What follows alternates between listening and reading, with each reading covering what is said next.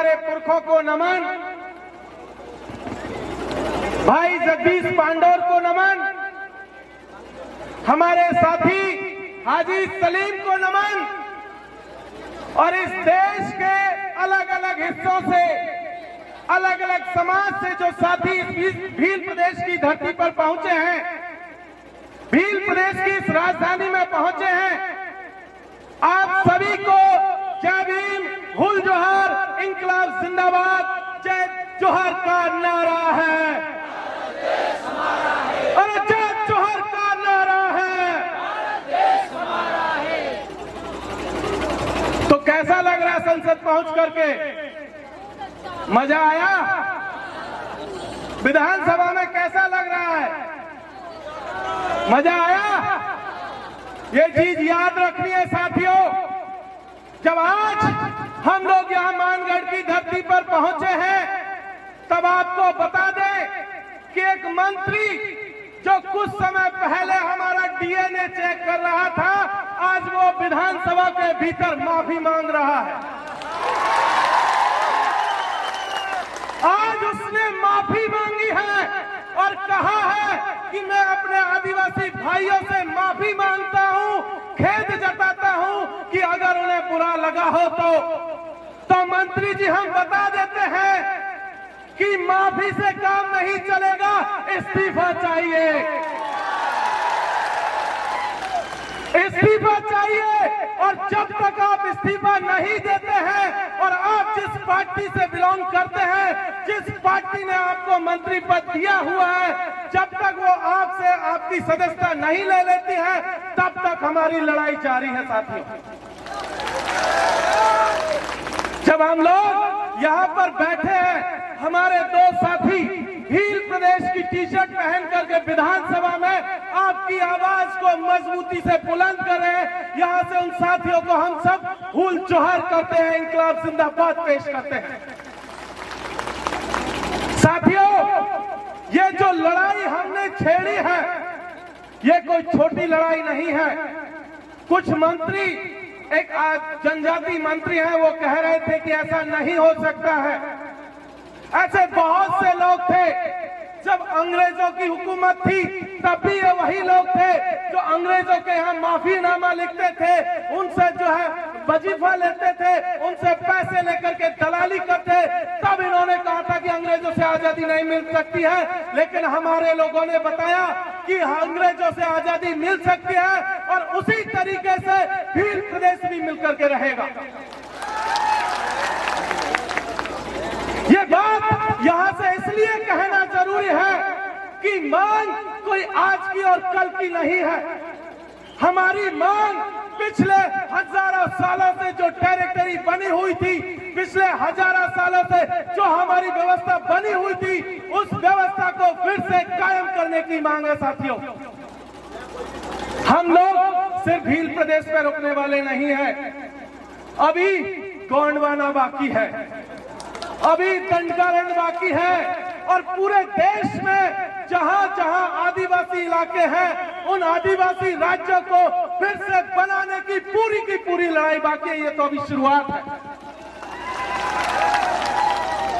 अभी तो ये कारवां शुरू हुआ है। अभी कुछ दिन पहले हम छत्तीसगढ़ गए थे, कुछ दिन पहले आंध्र प्रदेश गए थे, झारखंड गए थे, मध्य प्रदेश, और पूरे देश के अलग अलग हिस्सों में जा रहे हैं। जिस तरीके का प्यार हमें यहाँ मिल रहा है, सेम उसी तरीके का प्यार और सम्मान हमें उस इलाके के लोग भी दे रहे हैं। इसलिए ये लड़ाई को हमें मजबूती से लड़े जाने की जरूरत है। हमारे जो साथी विधानसभा के भीतर हैं, हमारे सांसद जो राजकुमार जी संसद के भीतर हैं, जो लड़ाई वो संसद के पटल पर लड़ रहे हैं, उस लड़ाई को हमें सड़कों पर भी जिंदा रखने की जरूरत है। उनकी ताकत हम लोग हैं और हमारी ताकत वो लोग हैं, क्योंकि प्रस्ताव हम लोग यहां से भेजेंगे। अभी मंत्री जी कह रहे थे कि ऐसा कोई प्रस्ताव सरकार नहीं भेजेगी, तो मंत्री जी आपको बता देते हैं कि आपके हाथ में कुछ नहीं है। प्रस्ताव मानगढ़ की जमीन से जाएगा और आपको मानना पड़ेगा। अभी तो सिर्फ 4 हैं विधानसभाओं के भीतर, एक आदमी संसद के भीतर है, और अब जब यह हालत है तो आने वाले दिनों में जब संसद में हमारे और लोग होंगे, विधानसभा में जब हमारे और लोग होंगे, तुम तो क्या तुम्हारा बाप भी मानेगा। ये जो लड़ाई हम लोग लड़ रहे हैं, इससे पहले भी कुछ लोगों ने लड़ाइयां लड़ी थी। उन लड़ाइयों को याद करके लड़ने की जरूरत है कि किस तरीके का संकट आज की तारीख में हमारे ऊपर चल रहा है। कल मध्य प्रदेश में अनुसूचित जनजाति आयोग का जो अध्यक्ष है वो आकर के कहता है कि आदिवासियों को वन अधिकार अधिनियम 2006 के तहत जो जमीनें मिली थी, वो जिनको मिलनी थी वो मिल गई, अब नहीं मिलेंगी। तो इसलिए इस लड़ाई को यहाँ से फिर से जब शुरू कर रहे हैं तो ये कहने के लिए कर रहे हैं कि मंत्री जी आप ये बात मुगालते से निकाल दीजिए, दिमाग से निकाल दीजिए। जो जमीन हमारी थी आजादी के पहले, जब तक वो पूरी नहीं मिल जाती तब तक हम लोग लड़ते रहेंगे आपसे। अभी पिछले दिनों उन्होंने टाइगर रिजर्व प्रोजेक्ट के नाम पर राजसमंद में जमीन को लूटने का सिलसिला शुरू किया, पूर्वी राजस्थान में करौली और धौलपुर में लूटने का सिलसिला शुरू किया, झारखंड के पलामू में लूट रहे हैं, देश के अलग अलग हिस्सों में वो जमीन को लूटने की कोशिश कर रहे हैं। तो हमें वहां के साथियों के साथ भी खड़े होने की जरूरत है साथियों। इसके साथ साथ कुछ और काले कानून संसद में पिछले दिनों पास किए गए थे, चाहे वन संरक्षण अधिनियम कानून हो, चाहे वन्य जीव संरक्षण अधिनियम कानून हो, ये तमाम काले कानून जिनको सरकार हमारी जमीनों को छीनने के लिए लेकर के आ रही है, उन सब के लिए भी हमें सचेत रहने की जरूरत है। जहां कहीं भी आदिवासियों की जमीन को छीनने का कोई भी षड्यंत्र होता है, वहां आपको मजबूती से उठ खड़े होने की जरूरत है साथियों। क्योंकि अगर हमने इस लड़ाई को अभी नहीं शुरू किया, देश के अलग अलग हिस्सों में जब तक हमारी जमीनें ये इसी तरीके से लूटते रहेंगे। इसीलिए एक गीत बल्ली सिंह चीमा ने लिखा था जब उत्तराखंड राज्य को बनाने की लड़ाई चल रही थी। आज से लगभग 25 साल पहले जो उत्तराखंड बन रहा था, तब भी इसी तरीके की बातें चल रही थी कि उत्तराखंड नहीं बन पाएगा, झारखंड नहीं बन पाएगा। आपको याद होगा झारखंड के लिए हमारे पुरखों ने कितनी कुर्बानियां दी है। ये देश जब आजाद हुआ था और आजादी के 6 महीने भी पूरे नहीं हुए थे, तब खरसावा के भीतर, झारखंड के भीतर, वहां के जो है हजारों आदिवासियों को पुलिस ने गोलियों से भून दिया था। लेकिन वहां के आदिवासियों ने वो लड़ाई लड़ी और उनको जो है लगभग 50 साल बाद जो है उनको अपना राज्य मिला। इसी तरीके से उत्तराखंड के लोगों ने लड़ाई लड़ी और वो लड़ाई लड़ी तो उन्हें राज्य मिला। तो एक गीत कह करके मैं अपनी बात को खत्म करूंगा। वो गीत बल्ली सिंह चीमा ने कुछ इस तरीके से कहा था कि ले मशाले चल पड़े हैं लोग मेरे गांव के, ले मशाले चल पड़े हैं लोग मेरे गांव के, अब अंधेरा जीत लेंगे लोग मेरे गांव के। पूछती है झोपड़ी और पूछते हैं खेत की, खेत भी कब तक लुटते रहेंगे लोग मेरे गांव के। साथियों, ये याद रखने की जरूरत है, चाहे खेत हो, चाहे खलियान हो, चाहे स्कूल हो, चाहे कॉलेज हो, चाहे सड़क हो, चाहे संसद हो, जब तक हम लोगों को ये मशाले लेकर के आगे नहीं बढ़ेंगे, हमारी लड़ाई हम नहीं जीत पाएंगे। इसलिए इन तमाम चीजों को याद रखते हुए मैं आप सबसे एक वादा करने आया हूं कि मैं पूर्वी राजस्थान से आता हूं।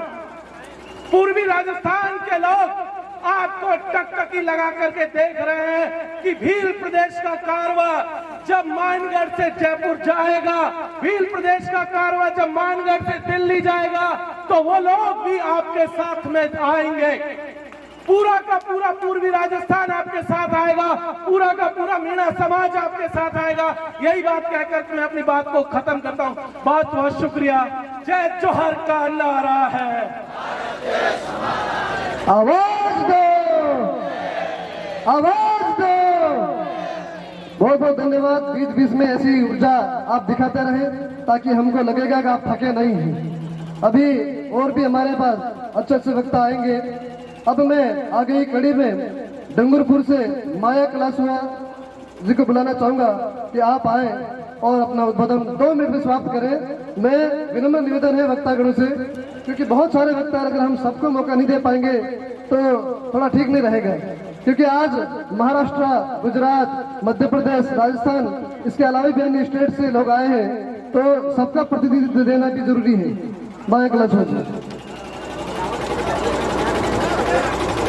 जय जोहार, जय आदिवासी, जय भील प्रदेश। आज मानगढ़ की पावन धरा पर पधारे हुए राजस्थान, गुजरात, मध्य प्रदेश, महाराष्ट्र के तमाम मेरे भाइयों एवं बहनों, आप सभी को मैं तहे दिल से बहुत बहुत धन्यवाद एवं आभार व्यक्त करती हूँ। आज यहाँ पर हम जो लोग आए हैं तो विशेष तौर पर हमारे जो गोविंद गुरु महाराज की आस्था स्थली जो मानगढ़ धाम से हमारी एक ही आवाज रहेगी, बस हमको भील प्रदेश चाहिए। अरे लेके रहेंगे, लेके रहेंगे, अरे लेके रहेंगे, लेके रहेंगे। अरे मान रहे, सम्मान रहे, अरे मान रहे, सम्मान रहे। मेरी बहनों से भी मैं कहना चाहूंगी कि अपन को कंधे से कंधा मिलाना होगा। आज हमारी जो मेन लड़ाई है, जो भील प्रदेश, हमें अलग राज्य की आवश्यकता क्यों पड़ी? हमें भील प्रदेश इसलिए चाहिए, आज हमें हमारा जल जंगल जमीन बचाना है, हमें हमारी संस्कृति को बचाना है, हमें हमारे आरक्षण को बचाना है और हमारी आने वाली पीढ़ी को बचाने के लिए हमें भील प्रदेश चाहिए।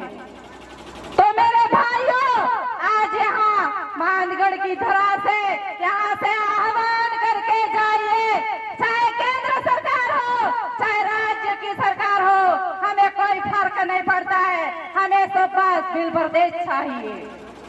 तो आप यहाँ से तैयार होइए, हमारी आवाज विधानसभा में बुलंद हो चुकी है और हमारी आवाज संसद में बुलंद हो चुकी है। हमारे भंवर जी ने भंवरे की उड़ान भर दी है, हमारे क्रांति भाई ने यहाँ से क्रांति करना शुरू कर दिया है और हमारे राजकुमार जी ने राज करवाना कायम कर दिया है।